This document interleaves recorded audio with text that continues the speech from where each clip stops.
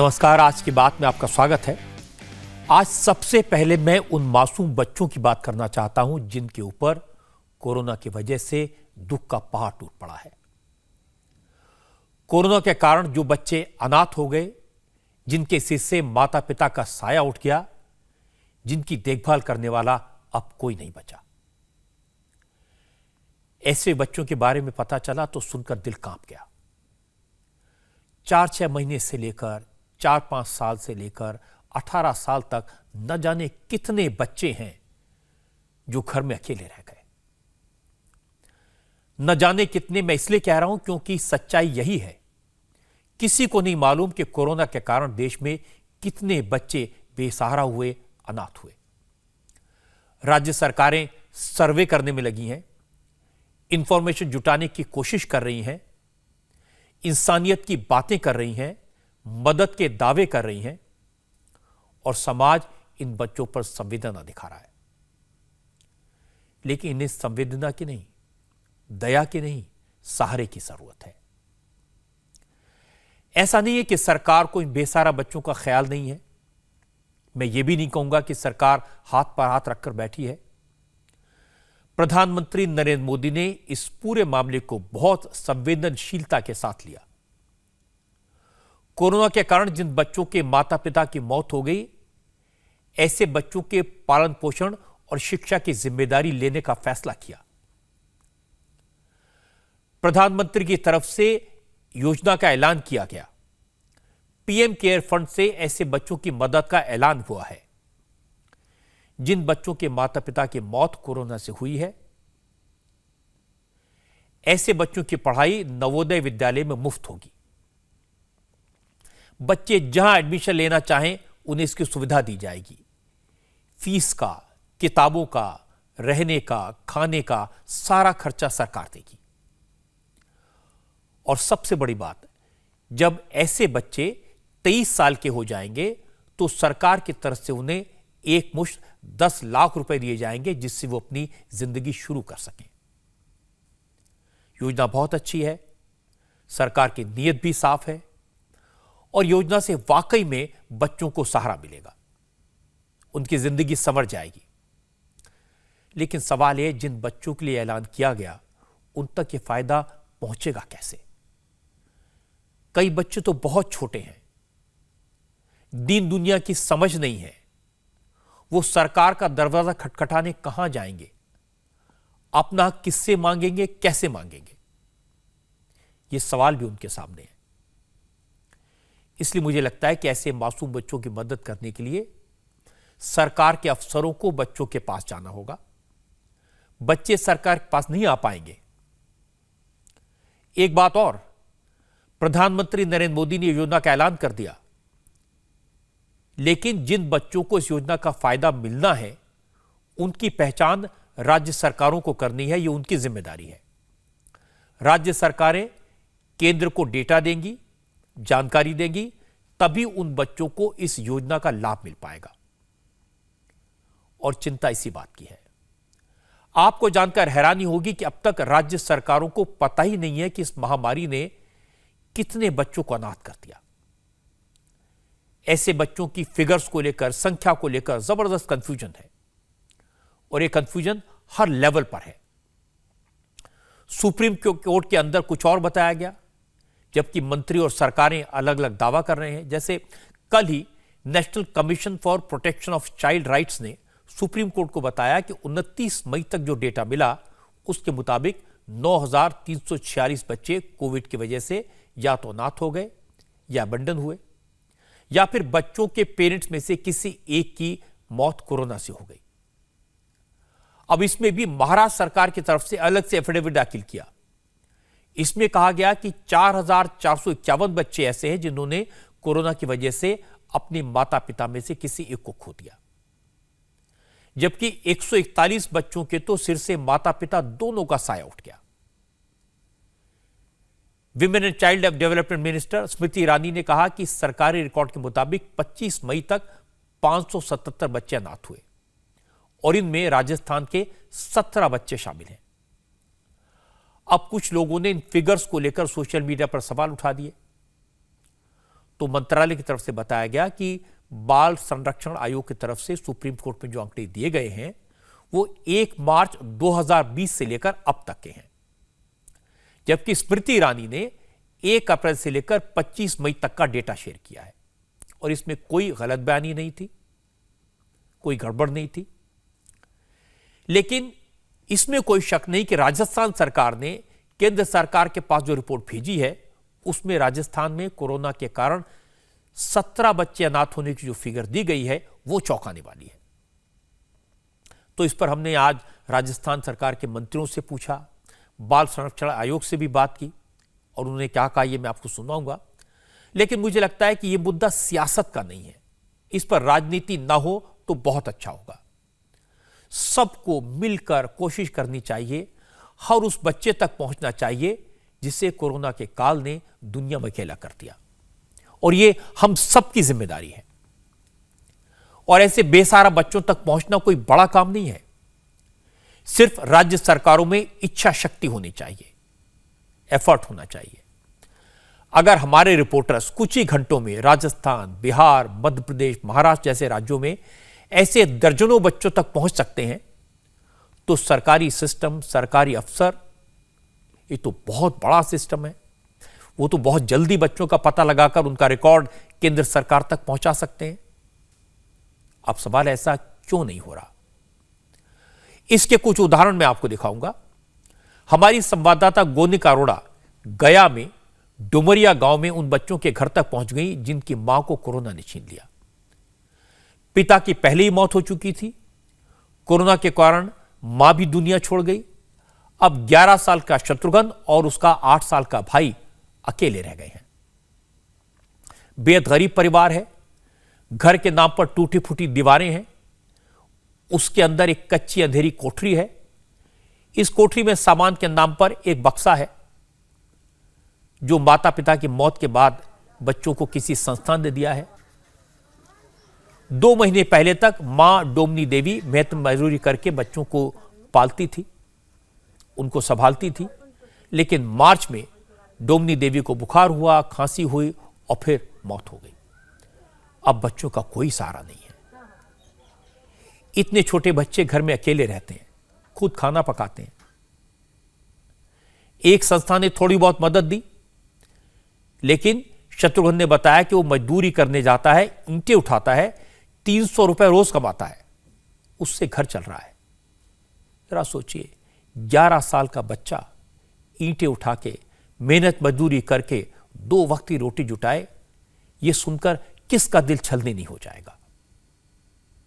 हम इस वक्त गया के डुमरिया गांव में पहुंचे हैं। डुमरिया में शत्रुघ्न, जो कि करीब 11 साल का ये बच्चा है, इस बच्चे का एक 7 साल का छोटा भाई भी है, लेकिन अब दोनों बच्चे बिल्कुल अकेले हैं। सिर्फ आसपास के लोग हैं, चाचा हैं, उनका परिवार है जो बच्चे की देखभाल कर रहा है। बच्चे का घर एक छोटा सा घर है। पहले पिता का साया 3 से 4 साल पहले ही सर से उठ गया था। उसके बाद माँ इनका पालन पोषण करती थी, माँ ही जितना कमाती थी उसी में बच्चों का गुजारा होता था। लेकिन अब कोरोना ने मार्च में इनकी माँ को भी इनसे छीन लिया। माँ कई दिन तक बीमार रही, अस्पताल में भर्ती रही, इलाज भी चलता रहा, लेकिन वो बच नहीं पाई और शत्रुघ्न और उसका छोटा भाई दोनों अकेले हैं। स्थिति ऐसी है कि बहुत ही परिस्थिति अच्छी नहीं है। कई एनजीओ हैं जो उनकी मदद कर रहे हैं। एक एनजीओ की तरफ से उन्हें राशन दिया गया, उन्हें पैसा मुहैया करवाया जा रहा है ताकि बच्चे अपना पालन पोषण कर पाएं। और इसी घर में इस वक्त पूरा अंधेरा पसरा हुआ है, अंधेरा जो कि इस वक्त शत्रुघ्न और उसके भाई की जिंदगी में भी पसरा हुआ है। शत्रुघ्न इस वक्त हमारे साथ है। बेहद ही दुख की ये घड़ी है कि हमें ऐसी स्थिति में इस बच्चे से बात करनी पड़ रही है। शत्रुघ्न, क्या हुआ था माँ को? माँ के बहुत जोर से बुखार, सर्दी, खोखी, पेट दर्द दे रहा था मैं, उसी के चलते मेरी माँ मर चुकी। इलाज चला था, कहाँ लेकर गए थे इलाज के लिए उनको? इलाज करने के लिए ले गए थे, रानी गए, वहाँ फिर नहीं अच्छी हुआ से घर लान लिए से फिर अच्छी हो गया। 2 भाई हैं हमने। छोटे भाई की क्या उम्र है? अथी 9 होगा। हाँ। तो अभी कहाँ रहते हैं आप दोनों? यहीं पे इसी घर में रहते हैं? इसी घर में रहते हैं, मैं इसी घर में रहते हैं, इसी घर बना के खाते हैं। दोनों आप ही बनाते हैं खाना? हम बनाते हैं और खाते हैं हमने दोनों भाई। अभी क्योंकि माँ नहीं है, कोई गुजारा के लिए नहीं है, तो कैसे आप खुद भी क्या काम कर रहे हैं? हम काम करते हैं, जब मिलता है तो काम करते हैं और ईटा जड़ाता उसी में जाते हैं। पैसा मिलता है उसी के राशन से लाते हैं खाते हैं। कितना पैसा मिलता है? 300 मिलता है। 300 रुपए दिहाड़ी मिलता है। हाँ। इनकी माँ को तबीयत खराब था और मतलब तबीयत खराब था तो धीरे धीरे इलाज चलता रहा। क्या लक्षण थे? लक्षण वही सर्दी जुकाम, तो इस टाइप के लक्षण था तो इलाज चल रहा था। इलाज चलते चलते कभी ठीक भी हो जाए, फिर कभी मतलब बुखार लगे, खांसी लगे, इस टाइप में था। जरा सोचिए, 11 साल के बच्चे की ये कोई उम्र काम करने की है? बेसहारा झोपड़ी में अकेले। वक्त की क्रूरता देखिए, 11 साल की उम्र में शत्रुघ्न के ऊपर अपने 9 साल के भाई के पालन पोषण की जिम्मेदारी भी है। ऐसे कितने सारे बच्चे बिहार में हैं, इसका फाइनल फिगर अभी सरकार के पास नहीं है। लेकिन मुझे जो आंकड़े मिले हैं उसके मुताबिक बिहार में कोरोना के कारण करीब 1327 बच्चों ने अपने माता पिता को या दोनों में से किसी एक को खोया है। जिसकी मां या पिता अभी भी उनके पास हैं, उन बच्चों की परवरिश तो शायद हो जाए, लेकिन उन बच्चों की मुश्किल बहुत बड़ी है जिनके ऊपर से माता पिता दोनों का साया उठ गया। इसलिए जितनी जल्दी हो सके ऐसे बच्चों के पास मदद के हाथ पहुंचने चाहिए। वक्त नहीं है। अब कोरोना का कहर तो पूरे देश में है, इसलिए इस तरह के अनाथ बेसहारा बच्चे हर राज्य में हैं, हर इलाके में हैं। और कुछ उदाहरण मैं आपको दिखा रहा हूं। हमारे संवाददाता मनीष भट्टाचार्य जब जयपुर में निकले तो उन्हें ऐसे कई परिवार मिले जिनमें माता पिता की मौत कोरोना से हो गई थी और घर में बच्चे अकेले रह गए थे। कुछ ऐसे परिवार भी थे जिनके पिता को कोरोना वायरस निकल गया। वो अकेले कमाने वाले थे, अब घर में कोई कमाने वाला नहीं बचा। अब बच्चों के पापा सिर्फ तस्वीरों में रह गए। जयपुर के टोंक रोड इलाके में रहने वाले 16 साल के मनन की बात सुनी तो कलेजा फट गया। घर में कुल 3 लोग थे, माता पिता और उनका इकलौता बेटा। 8 अप्रैल को पहले पिता की भी डेथ हुई, फिर 7 दिन बाद कोरोना से मां भी चल बसी और अब इस दुनिया में मनन अकेला रह गया। उसे संभालने वाला, उसके सिर पर हाथ रखने वाला कोई नहीं है। फिर भी मनन ने हिम्मत नहीं हारी। माता पिता की मौत को 1.5 महीने से ज्यादा का वक्त हो गया। वो रात को अपने दोस्त के घर सोता है, वहीं खाना खाता है, क्योंकि कोरोना के कारण अब तक कोई रिश्तेदार उसके घर नहीं आया, आना चाहता भी नहीं। अब मनन का कहना है कि उसे सबसे ज्यादा दिक्कत यह है कि उसके पास अपने माता पिता की डेथ का सर्टिफिकेट भी नहीं है और सर्टिफिकेट मिल नहीं रहा। और जब तक ये प्रमाण पत्र नहीं मिलेगा, सर्टिफिकेट नहीं मिलेगा, तब तक वो सरकारी स्कीम्स के लिए एलिजिबल नहीं होगा।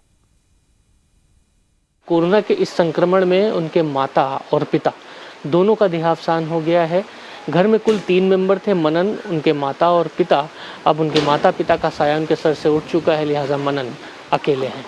ये बहुत पीड़ादायक स्थिति है, लेकिन मनन ने हिम्मत जुटाई है खुद बातचीत करने के लिए हमसे, इसलिए हम मनन से बात करते हैं। मनन, ये स्थिति वाकई में बहुत ही पीड़ादायक है और हम तुम्हारे दर्द को समझ सकते हैं। तुम क्या कहना चाहते हो, खुद बताओ पूरी चीज़। सर, मैं यही कहना चाहता हूँ कि जैसे मेरे डॉक्यूमेंट्स वगैरह का काम है वो हो जाए और जो डेथ सर्टिफिकेट वगैरह मिल जाए तो मैं अपने बाकी चीज़ें कर पाऊँ। अच्छा, कैसे हुआ पूरा, हमें बता सकते हो कि संक्रमित कैसे फादर मदर तुम्हारे दोनों हो गए और कब गुजर गए? सर, मतलब 8 तारीख को मदर फादर को हॉस्पिटल दिखाने गए थे। जब तो फादर की तो बिल्कुल सही थी, मदर का ऑक्सीजन लेवल कम था तो मदर को SMS रेफ़र कर दिया था। वहाँ एडमिट थी मदर 8 तारीख से और फादर घर पे थे। तो फादर अकेले थे घर पे, पैरालाइज थे, तो आस पड़ोस वाले खाना दे रहे थे, लेकिन एकदम से उनकी डेथ हो गई 15 तारीख को। और मैं यहाँ आ नहीं पाया था 2 दिन से, लेकिन फिर आके देखा तो फादर की डेथ हो गई थी। और मदर की ऑक्सीजन लेवल ज़्यादा कम हो गया था फादर की डेथ के बाद, और उनको वेंटिलेटर पे लिया था, तो उसके बाद फिर वो मम्मी भी नहीं चल हो पाए। अभी कोविड की वजह से घर वाले आ नहीं पा रहे हैं। कल आएंगे ताऊजी वगैरह जो मेरे हैं फैमिली के मेम्बर, वो आएंगे। अभी वो अजमेर हैं, मैं यहीं रुका हूँ। मेरे दोस्त हैं, उनके घर पे रुकता हूँ।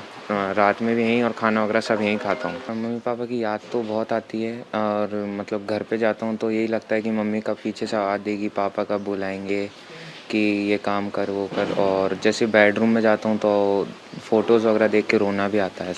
कई बार सलाह लेनी होती है कुछ बात की, तो ये सोचता हूँ कि मदर सलाह दे देती, फादर पापा बता देते, तो वो नहीं हो पाता है। और सेक्रीफाइस भी बहुत हो गए हैं। जैसे क्या बनना चाहते हो? जी सर, मैं कॉमर्स लेना चाहता हूँ और मैं सीए बनना चाहता हूँ, क्योंकि मेरे मदर फादर की दोनों की इच्छा थी कि सीए बन के अच्छी सी मतलब कंपनी खोल ले। मैं तो राजस्थान के मुख्यमंत्री अशोक गहलोत से निवेदन करूंगा कि अफसरों को इनके पास भेजें और मनन के पेरेंट्स की डेथ सर्टिफिकेट बनवाने में मदद करें। इसको इधर उधर धक्के ना खाने पड़ें ताकि ये मदद के लिए एलिजिबल हो, क्योंकि कागजों का पेट तो भरना पड़ेगा। जयपुर के गायत्री नगर में राजेश सिंह का परिवार रहता है। राजेश की मौत कोरोना से हो गई। घर में राजेश की वाइफ है और 2 छोटे छोटे बच्चे हैं। राजेश अपने परिवार में इकलौते कमाने वाले थे। प्राइवेट नौकरी थी, लेकिन पिछले महीने कोरोना की चपेट में आ गए। इन्फेक्शन इतना बढ़ गया कि अस्पताल में भर्ती होना पड़ा, लेकिन लौट कर वापस नहीं आ पाए। घर में बच्चे बार बार पिता के बारे में पूछते हैं, लेकिन मां के पास कोई जवाब नहीं है, सिर्फ आंखों में आंसू हैं। अब सवाल है, घर चलेगा कैसे? इन दोनों बच्चों की जिम्मेदारी कौन लेगा? 2 वक्त का खाना, इनकी पढ़ाई लिखाई। और यह सवाल इसलिए उठ रहा है क्योंकि अभी तक परिवार को राजेश का डेथ सर्टिफिकेट नहीं मिला, और जब तक डेथ सर्टिफिकेट नहीं मिलेगा तब तक नाम लिस्ट में दर्ज नहीं होगा, और जब तक लिस्ट में नाम नहीं जाएगा तब तक ना तो राज्य सरकार और ना केंद्र सरकार की किसी भी योजना का लाभ मिलेगा। ये प्रैक्टिकल डिफिकल्टीज हैं जो आज मैं आपको समझाने की कोशिश कर रहा हूं। परिवार सिर्फ यही कहता है, किसी तरह डेथ सर्टिफिकेट जारी करवा दो तो बड़ी मेहरबानी होगी। क्या घर में एक ही था कमाने वाला मुखिया? हाँ, एक ही छोटा भाई था, वो भी प्राइवेट जॉब करता था। कोई ज़्यादा आमदनी नहीं थी। अब ये 2 बच्चे हैं। तो कैसे क्या हुआ पूरा आप बताइए। उसकी तबीयत खराब थी थोड़ी सी, तो दवाई चल रही थी, लेकिन रिपोर्ट हम लोगों ने 5 तारीख को कोरोना टेस्ट कराया था, तो 7 को रिपोर्ट आई, तो उसमें कोरोना पॉजिटिव दिखाया है। तो उसके बाद हम लोग SM में निर्माण नगर में हॉस्पिटल है, वहाँ लेके गए, तो उसने ऑक्सीजन प्रॉब्लम बताई, तो हम लोग तुरंत SMS हॉस्पिटल ले गए। प्रताप जी खाचरेवास की मदद से वहाँ हम लोगों को ऑक्सीजन मिल गया, और उसके बाद 3 दिन इलाज चला, लेकिन वेंटिलेटर की वहाँ ज़रूरत ज़्यादा पड़ी। वेंटिलेटर खाली नहीं मिला, और रात को 10 तारीख की सुबह 2:20 पे हाँ, वेंटिलेटर हमारे को सुबह 6 बजे मिले हैं खाली। 2 बच्चों को पालन पोषण कैसे क्या करेंगे आप? क्या डिमांड है आपकी? अब सरकार से यही है कि पहली बात तो हमारे को कोरोना सर्टिफिकेट अभी बन नहीं रहा है, उसके लिए मैं कई दिन से चक्कर मार रहा हूँ। तो अगर ये बन जाता तो जो सरकार ने घोषणाएं की है तो बच्चों को थोड़ा बेनिफिट मिल जाता। हाँ, उसके लिए ये सबसे पहले ये हो जाता, और सरकार थोड़ा बच्चों को स्कूल वगैरह चाहे महीने का खर्चा वर्चा दे देती, तो हम लोग थोड़ा अपनी तरफ से भी करते, इनका भी गुजारा होता चल। अब सोचिए, प्रधानमंत्री नरेंद्र मोदी ने संवेदना दिखाई, योजना बनाई, और योजना का लाभ इन बच्चों तक पहुंचना चाहिए, लेकिन डेथ सर्टिफिकेट नहीं है। यहां से प्रोसेस शुरू होगा। इस काम में सरकार मदद करे, वो सबसे पहली जरूरत है। जिन मंत्री महोदय की मदद की बात इस परिवार ने कही, हमारे संवाददाता ने उनसे भी बात की। प्रताप सिंह खाचरियावास ने कहा कि कोरोना की वजह से राजस्थान में कितने बच्चे अनाथ हुए, इसकी जानकारी तो उनके पास नहीं है, लेकिन ये वक्त आरोप प्रत्यारोप का नहीं, सियासत का नहीं, बल्कि इस वक्त तो जितना हो बच्चों की मदद करनी चाहिए। कोरोना से अनाथ हुए बच्चों की संख्या पूरे देश में बहुत ज्यादा है। राजस्थान का पूरा आंकड़ा मेरे पास नहीं है। आप इस बात को समझ लीजिए, जिन बच्चों के माता पिता की डेथ हो गई वो अपने माता पिता को ढूंढ रहे हैं। क्योंकि उनके ये समझ में नहीं आ रहा कि इतने जल्दी उनके माता पिता उनके बीच से चले गए। अब उनके सामने एजुकेशन की समस्या है, रोजी रोटी की समस्या है। ऐसे में हम सब की जिम्मेदारी बनती है, चाहे वो केंद्र सरकार हो, राज्य सरकार हो, एमएलए हो, चाहे एमपी हो, और समाज के प्रतिष्ठित लोग हो, हम सब ऐसे बच्चों को गोद लेकर उनके लिए फ्री एजुकेशन, उनके लिए खाने पीने की व्यवस्था, उनके रहने की व्यवस्था, यदि कहीं दिक्कत है तो सारी व्यवस्था हम करें और फाइनेंशियली मदद करें, रोकड़। मैंने खुद ने मेरी 6 महीने की तनख्वाह एक अलग से फंड बनाया, किड्स केयर वेलफेयर फंड, और वो आज से शुरू हो जाएगी मदद। तो मैं यदि 5 लाख रुपए निकालता हूँ, 5,10,000 रुपए मेरी 6 महीने की तनख्वाह, जरूरत होगी और निकाल देंगे तनख्वाह। बाकी लोग भी आगे आए और हम फाइनेंशियली उनकी मदद करें। बातें करने से, सिर्फ डायलॉग बाजी करने से सब कुछ नहीं होगा। इसी तरह से यदि 200 विधानसभा राजस्थान में हर एमएलए अपना एक वेलफेयर फंड अपने विधानसभा क्षेत्र में बना ले तो एक बहुत बड़ा काम हो जाएगा कि कम से कम भूख का दर्द नहीं होगा। प्रताप सिंह खाचरियावास की बात तो सही है, लेकिन यह भी सही है कि यह वक्त न सुझाव देने का है, न भाषण देने का, ये वक्त मदद करने का है। अनाथ हुए बच्चों के लिए हाथ आगे बढ़ाने का है। और खाचरियावास तो सरकार में मंत्री हैं, इसलिए काम भी उन्हीं को करना है। और पहला काम तो यह है कि अनाथ हुए बच्चों को यह सर्टिफिकेट मिल जाए कि उनके पेरेंट्स की मौत कोरोना से हुई। ये दुख की बात है कि बच्चे, उनके नाते रिश्तेदार सरकारी दफ्तरों के चक्कर लगा रहे हैं एक सर्टिफिकेट पाने के लिए। क्या यह नहीं होना चाहिए था कि ऐसे वक्त में कुछ सरकारी अफसर इनके पास जाएं, सारी फॉर्मेलिटीज घर पर बैठकर पूरी करें, उन्हें सर्टिफिकेट दें? और यह बात मैं इसलिए कह रहा हूं क्योंकि कोरोना से मौतें सिर्फ शहरों में नहीं हुई, गांव का तो बुरा हाल है। वहां 2 तरह की परेशानी है। एक तो जिन लोगों की मौत हुई उनमें बहुत से लोग हॉस्पिटल गए ही नहीं, वो गांव के किसी झोलाछाप डॉक्टर को दिखाते रहे, उनके पास कोरोना टेस्ट की रिपोर्ट नहीं होगी। और दूसरी बात यह कि गांव में जो बच्चे अनाथ हुए उनके परिवार वाले या रिश्तेदार पढ़े लिखे नहीं हैं, गरीब हैं, इसलिए वो तो कभी सरकारी दफ्तर में आकर मदद की गुहार भी नहीं लगा सकते। राजस्थान में बूंदी के दलेलपुरा गांव में 2 ऐसे परिवार मिले जहां बच्चों की देखरेख करने वाला कोई नहीं बचा। एक परिवार ऐसा था, अब सिर्फ 3 भाई बहन बचे हैं। 7 साल पहले पिता चल बसे। एक भाई बड़ा है, वो अपनी मां के साथ मिलकर अपने छोटे भाई बहनों की परवरिश कर रहा है, लेकिन अब कोरोना ने मां को भी छीन लिया। मां के इलाज में गांव वालों से 50,000 रुपए कर्ज भी ले लिया। अब भाई को बहन की परवरिश करनी है और गांव वालों का कर्ज भी उतारना है। मेरी माँ की तबीयत तो खराब हुई थी। बुखार आने के बाद हम इसे हॉस्पिटल लेकर गए, जहाँ प्राइवेट हॉस्पिटल में हमने दिखाया। वहाँ हॉस्पिटल में हमने इलाज भी करवाया। उसके बाद में हमारे पास पैसे नहीं थे। पैसे ख़त्म होने के बाद हम उसे सरकारी छापाखाना लेकर गए, जहाँ हमने सरकारी छापाखाना में उसकी कोविड की जांच भी करवाई। कोविड की जांच करवाने के बाद में उसके को कोरोना के लक्षण पाए गए थे। कोरोना के लक्षण पाने के बाद वो ऑक्सीजन भी लगा था, जिसमें हमें 40-50 हज़ार रुपये का खर्चा भी हुआ था, जो हमने गाँव वालों की मदद से कर्ज लेकर इलाज करवाया।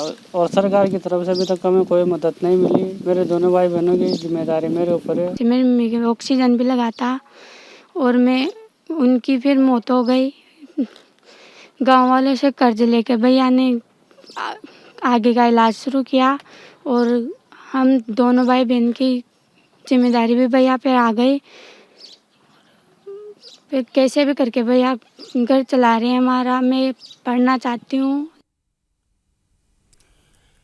ये बच्ची पढ़ना चाहती है, भैया की जिम्मेदारी को समझती है, भैया के कंधों पर क्या बोझ है उसको समझती है। कोशिश तो ये होनी चाहिए कि इनको मदद जल्दी से जल्दी पहुंचे, फॉर्मेलिटीज में, प्रोसीजर्स में टाइम बर्बाद ना हो। इसी गांव में 5 साल का हिमांशु है। ये बच्चा अपनी मां की तस्वीर लेकर दिन भर बैठा रहता है, लेकिन मां दुनिया छोड़कर चली गई। परिवार के लोगों को सरकारी मदद की आस है, लेकिन न तो अभी तक कोई सर्वे हुआ, न ही गांव में कोई झांकने आया। कलेक्टर साहब तो ये मानते हैं कि बूंदी जिले में करीब 70 बच्चे ऐसे हैं जिन्होंने या तो अपने माता पिता को या फिर किसी एक पेरेंट को खोया, लेकिन उनकी मदद कैसे होगी, कब होगी, इस पर कह दिया जाता है जब ऑर्डर आएंगे तब परिवारों को आर्थिक मदद पहुंचाई जाएगी।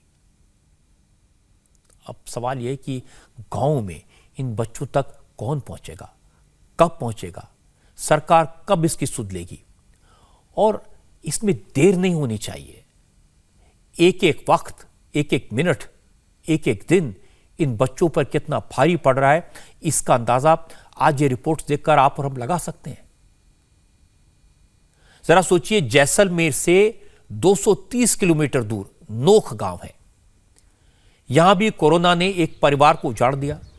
मां बीमारी की वजह से पहली गुजर गई, अब कोरोना से पिता की भी मौत हो गई। पीछे रह गए 2 छोटे छोटे बच्चे। इन्हें देखने वाला कोई नहीं है।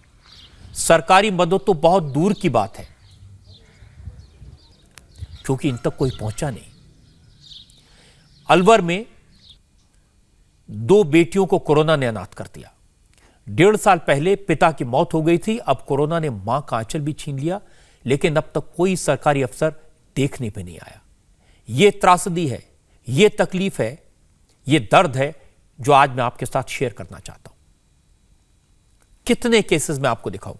अजमेर में तो कोरोना वॉरियर के तौर पर काम करने वाली चंद्रावती और करतार सिंह दोनों को कोरोना हुआ और 6 दिन के अंदर दोनों की मौत हो गई।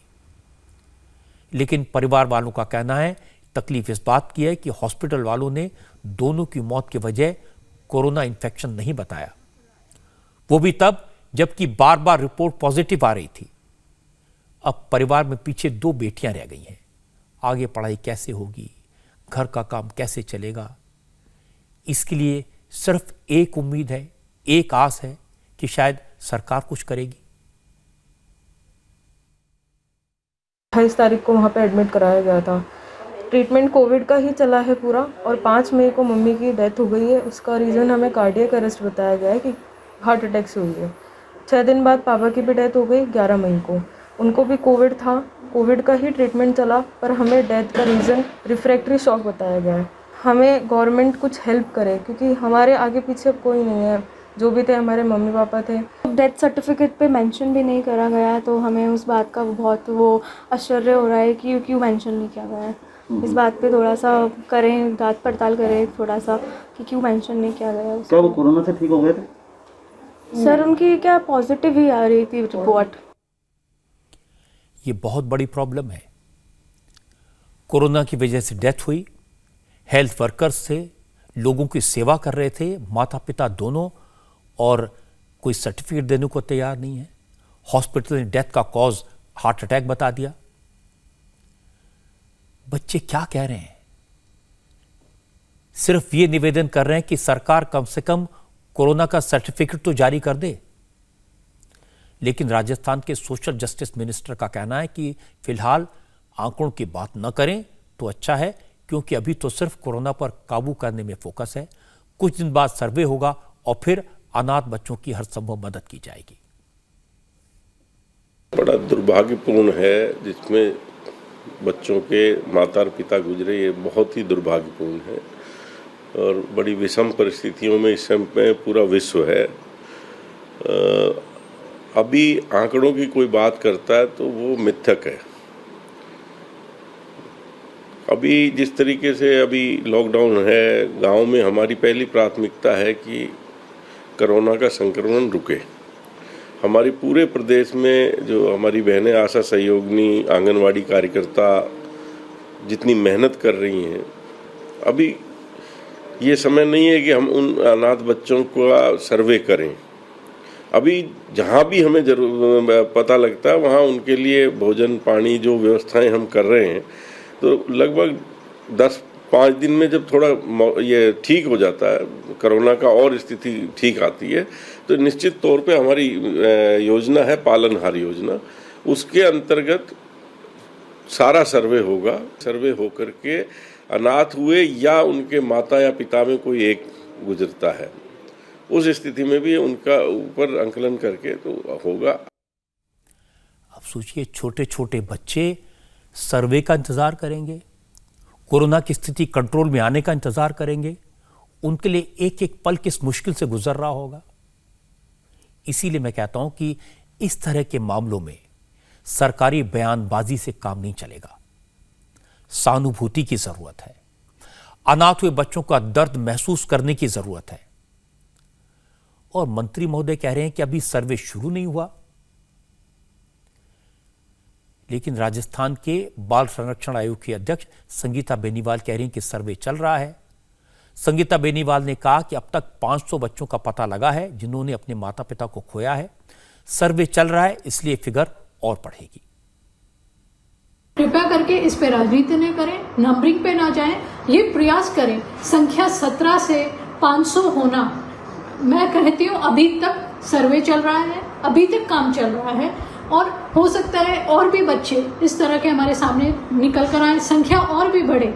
हमको इन सब संख्याओं को छुपाना नहीं है, आगे लेकर आना है, उजागर करना है। यही हमारे मुख्यमंत्री जी भी इसको लेकर संवेदनशील है और उन्होंने भी स्पष्ट कह दिया है कि हर बच्चे तक, प्रत्येक बच्चे तक सरकार की योजनाओं का लाभ पहुंचे।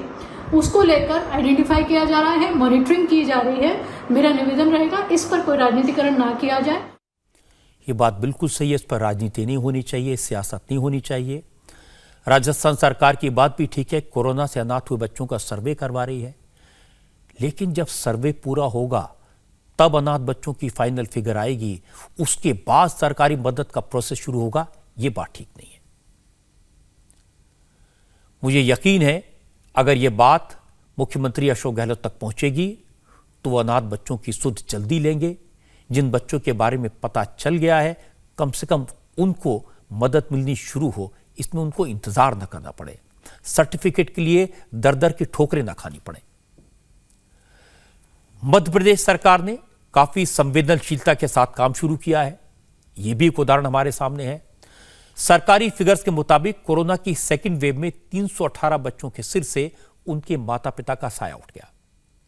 हमारे संवाददाता अनुराग अभिनव ने बताया कि सिर्फ भोपाल में 14 ऐसे परिवार हैं जिनमें माता पिता दोनों की डेथ हो गई।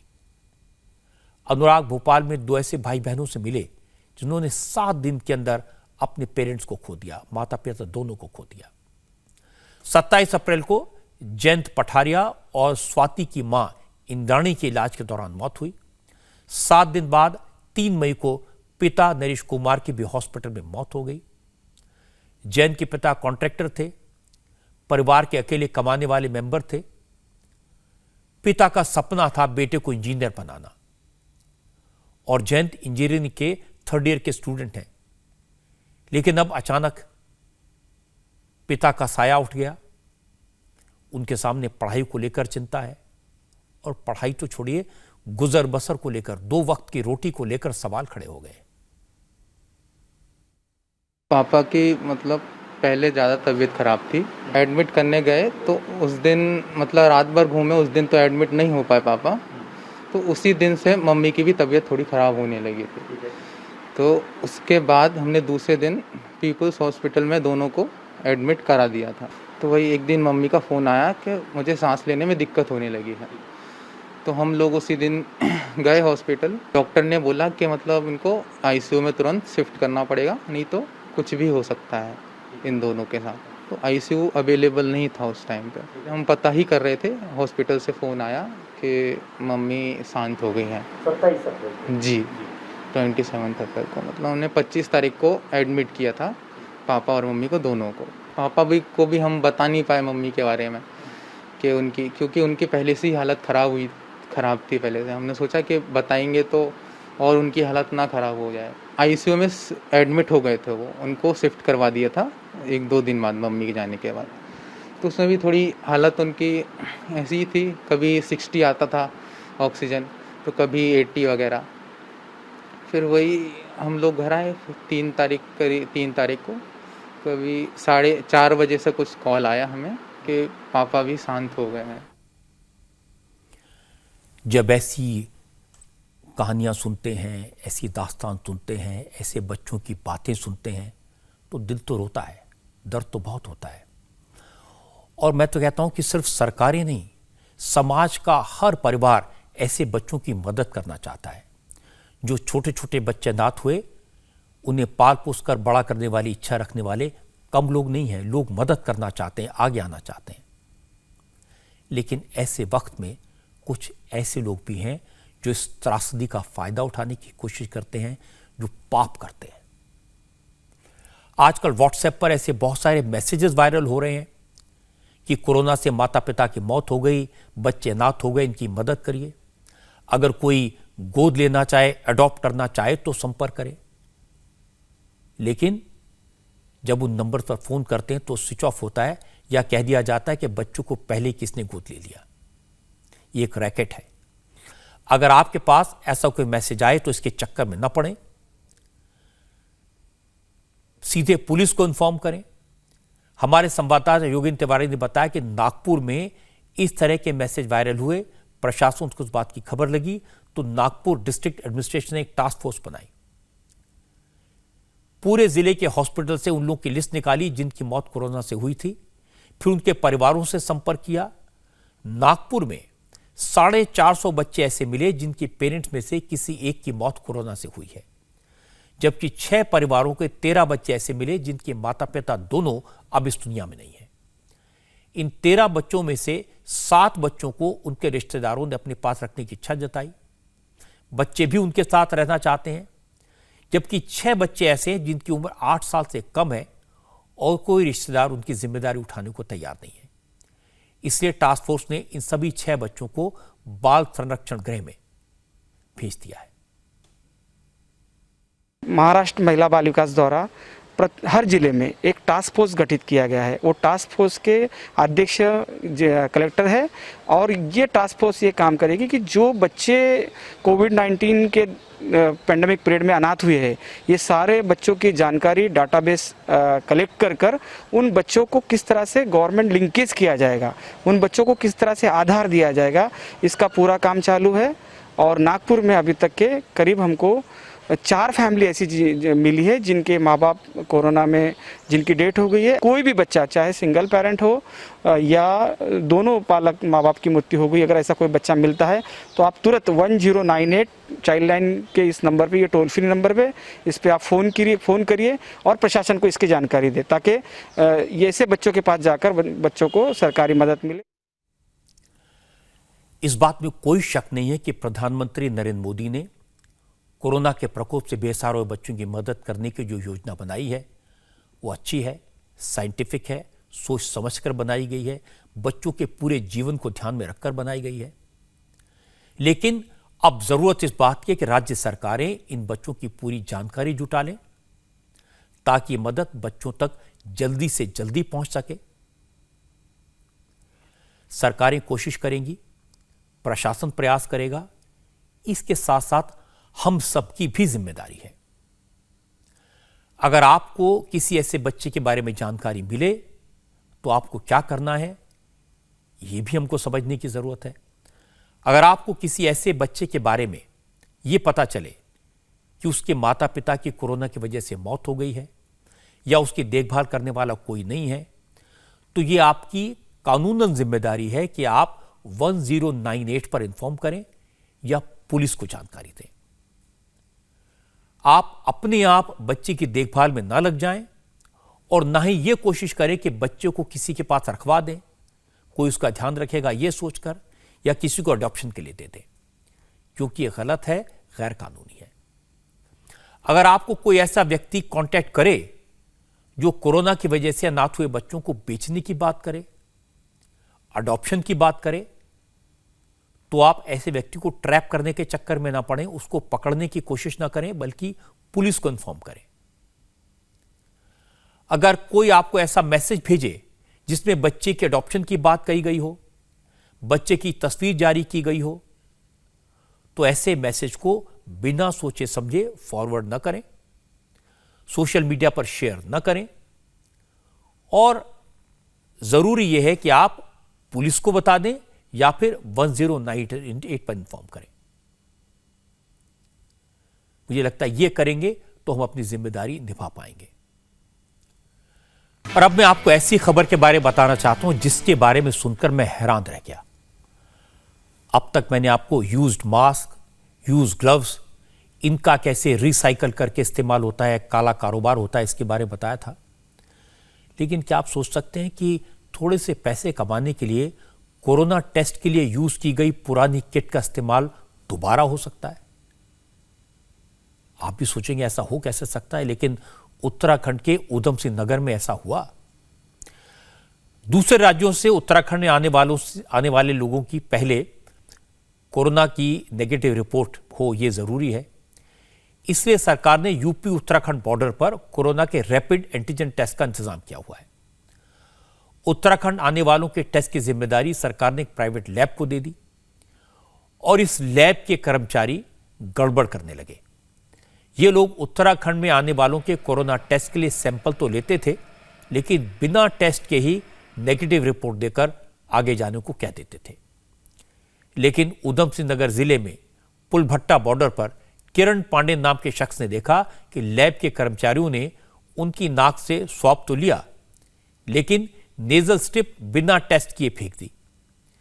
किरण पांडे ने टेस्टिंग के तरीकों को लेकर विरोध जताया, शिकायत की, हेल्थ डिपार्टमेंट के अफसरों को बताया और शिकायत मिलने के बाद जब डिस्ट्रिक्ट एडमिनिस्ट्रेशन और पुलिस की टीम मौके पर पहुंची तो हैरान रह गई।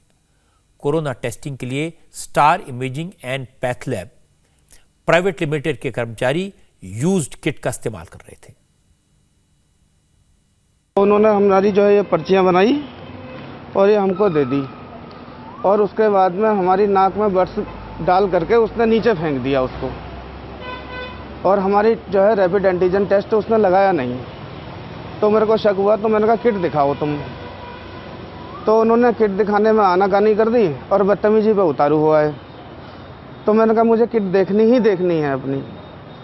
तो वो पूरा जो गैंग है इनका, सिंडिकेट जो पूरा है, ये पूरा लड़ने को आने लग गया। उसके बाद जब जो है मैं अंदर इनके चैम्बर में पहुंचा, उस चैम्बर को इन्होंने कवर्ड कर रखा था और मार्च 2021 की जो है यूज्ड करी हुई किटें वो इनके पास से बरामद हुई हैं। ये लोग जो है फर्जी रिपोर्ट नेगेटिव की स्टैम्प लगा करके 5 मिनट भी नहीं रोक रहे हैं और ऐसी रिपोर्ट बना करके बॉर्डर पार करा दे रहे हैं, उत्तराखंड में एंट्री करवाते रहे लोगों को। पुलिस ने जांच की तो पता चला जो पुरानी किट्स इन लोगों ने रखी थी वो मार्च में ही इस्तेमाल की जा चुकी थी।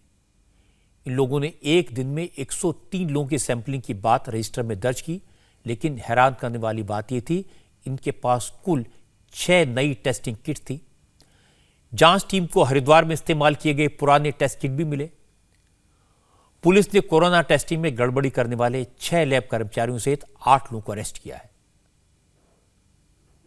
3 दिन पहले तक तो हमारे स्वास्थ्य विभाग की टीम यहाँ पे पुलभट्टा सारे बॉर्डर्स पे हमने स्वास्थ्य विभाग की टीमें काम कर रही थी। फिर जिला प्रशासन से ये सैंपलिंग का काम बॉर्डर में एक प्राइवेट कंपनी के साथ MOU साइन करके दे दिया गया। उनके लोग यहाँ पर 24 घंटे सैंपलिंग का कार्य कर रहे थे।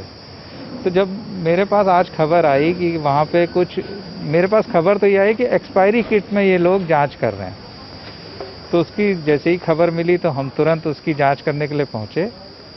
लेकिन वहाँ पे देखा तो एक्सपायरी किट तो नहीं थी, लेकिन यूज्ड किट थी। मतलब वो उसमें 8 मार्च की डेट पड़ी हुई थी पहले से, जो कि एक बायोमेडिकल हैजार्ड था। तो उसके बाद फिर हमने उनका रजिस्टर चेक किया तो उसमें 103 लोगों की एंट्री थी। और मौके पे जब मैंने पूछा कि आपने कितनी किट यूज़ की है दिखाइए, तो उन्होंने सिर्फ 6 किट यूज़ करी। एंटीजन किट का ऐसा इस्तेमाल अपराध है, पाप है। न सिर्फ धोखा है बल्कि ये कोरोना को बढ़ाने का काम करेगा। सोचिए, बिना टेस्ट किए लोगों को उत्तराखंड में एंटर करा दिया। अगर उसमें से लोग कोरोना पॉजिटिव हुए तो उत्तराखंड का क्या हाल होगा। इस तरह की लापरवाही को माफ नहीं किया जा सकता। और पहले भी कई बार इस तरह की खबरें आई हैं जहां टेस्टिंग के लिए जो किट बनाई जा रही थी वो अनहाइजेनिक कंडीशन में बनाई जा रही थी, या फिर ऐसी लैब पकड़ी गई जो बिना टेस्ट किए रिपोर्ट बेचने का काम करती थी।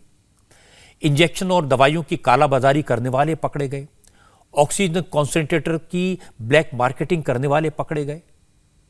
आप सोचिए, हर एरिया में जहां डिमांड ज्यादा थी, सप्लाई कम थी, लोगों ने बेईमानी की। ये ऐसे अपराध हैं जिन्हें कभी माफ नहीं किया जाना चाहिए। जिस समय पूरा देश टेस्टिंग के लिए, बेड्स के लिए, ऑक्सीजन के लिए जूझ रहा था, इन लोगों ने इसका फायदा उठाने की कोशिश की। इसकी सजा इन्हें जरूर मिलनी चाहिए। और अब आपको एक ऐसी तस्वीर दिखाता हूं जिसे देखकर आपको दुख भी होगा, गुस्सा भी आएगा। हम सबको पता है कि पिछले 1.5 साल से कोरोना काल के दौरान हमारे हेल्थ वर्कर्स, हमारे डॉक्टर्स, नर्सेज, मेडिकल स्टाफ किस तरह अपनी जान की बाजी लगाकर दूसरों की जान बचा रहे हैं। कोरोना की सेकेंड वेव के दौरान इस साल 594 से ज्यादा डॉक्टर्स की मौत हो चुकी है। इसके बाद भी डॉक्टर्स अपना फर्ज निभा रहे हैं, बिना रुके, बिना झुके। लेकिन इसके बाद भी आज असम में एक डॉक्टर को बुरी तरह पीटे जाने की खबर आई। असम में होजाई जिले के एक कोविड केयर सेंटर में मरीज की मौत के बाद उसके परिजनों ने डॉक्टर की जमकर पिटाई की। इन लोगों ने पहले हॉस्पिटल में तोड़फोड़ की, स्टाफ के साथ बदसलूकी की और उसके बाद सेजू कुमार नाम के डॉक्टर को इतनी बुरी तरह पीटा कि उन्हें हॉस्पिटल भर्ती करना पड़ा। डॉक्टर कुमार ने हाल में ही अपनी पढ़ाई पूरी की थी। 2 दिन पहले कोविड केयर सेंटर में ड्यूटी के लिए आए। मन में कोविड पेशेंट की सेवा का भाव था, लेकिन ड्यूटी के दूसरे दिन उनके साथ जो हुआ वो परेशान करने वाला है। डॉक्टर सेजू कुमार के मुताबिक जैसे ही वो ड्यूटी पर आए, कुछ लोग उन्हें पेशेंट के पास ले गए। जब वो मरीज के पास गए तो उस मरीज की पहले ही मौत हो चुकी थी, लेकिन मरीजों के रिश्तेदार कुछ सुनने को तैयार नहीं थे। उन्होंने डॉक्टर को बुरी तरह पीटा। लात, घूंसे, बर्तन, चप्पल जो हाथ में आया उससे डॉक्टर की पिटाई कर दी।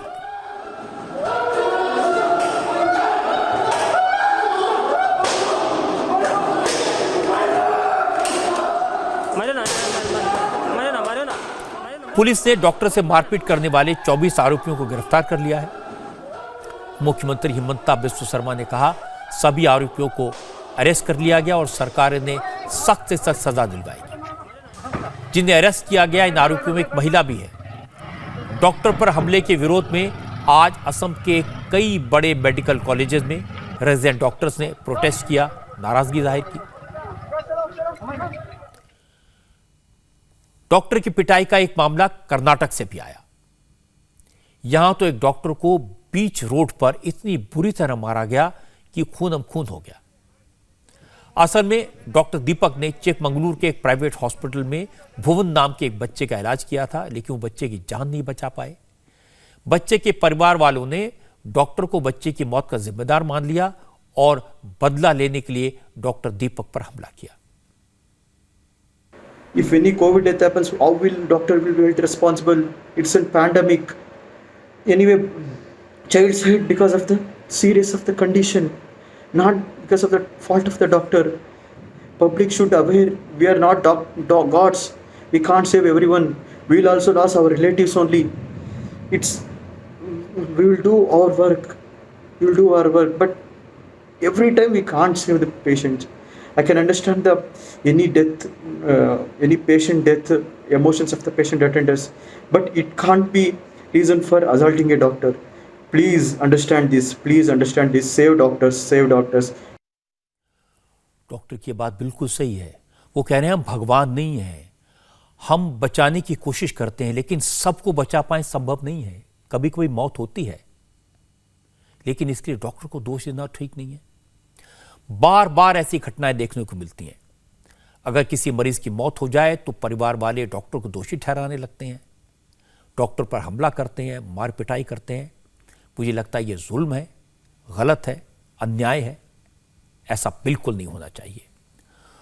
कोरोना के वक्त में डॉक्टर्स ने रिस्क उठाकर अपने परिवार वालों से अलग रहकर करोड़ों लोगों की जिंदगियां बचाई हैं। इसके लिए उन्हें सलाम करने की जरूरत है, सम्मान करने की जरूरत है।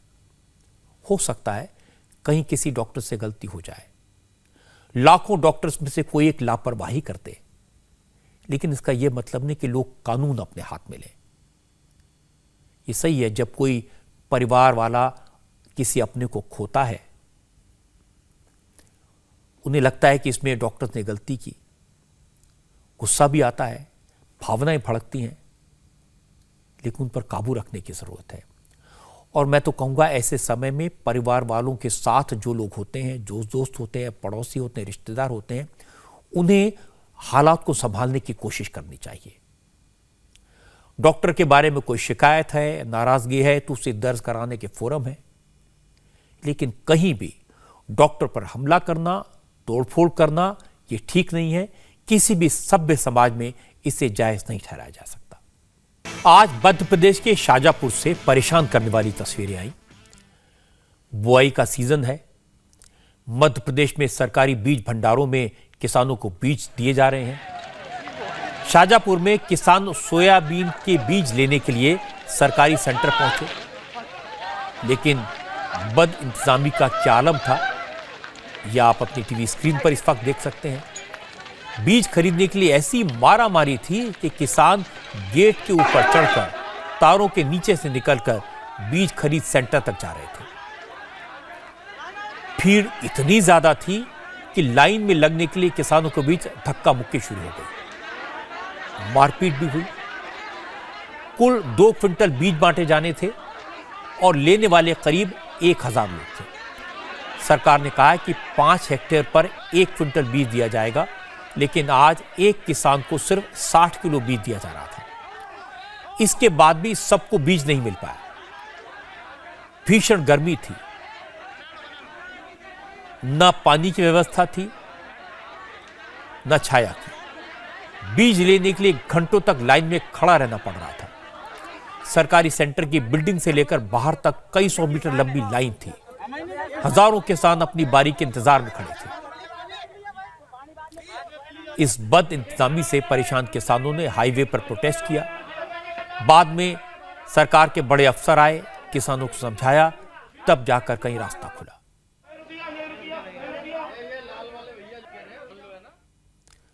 किसानों ने अच्छी फसल की है और अच्छी खबर यह है कि इस बार मानसून अच्छा होने वाला है, फिर से फसल अच्छी होगी। इसलिए किसानों को वक्त पर बीज मिले, किसानों को वक्त पर खाद मिले, ये हम सबकी जिम्मेदारी है, सरकार की जिम्मेदारी है। अब आप बड़ी आसानी से इंडिया टीवी देख सकते हैं और इसके लिए आपको इंडिया टीवी ऐप डाउनलोड करना होगा। प्ले स्टोर या ऐप स्टोर में जाएं, इंडिया टीवी ऐप सर्च करें और इसे डाउनलोड करें। इंडिया टीवी हर जगह हर वक्त।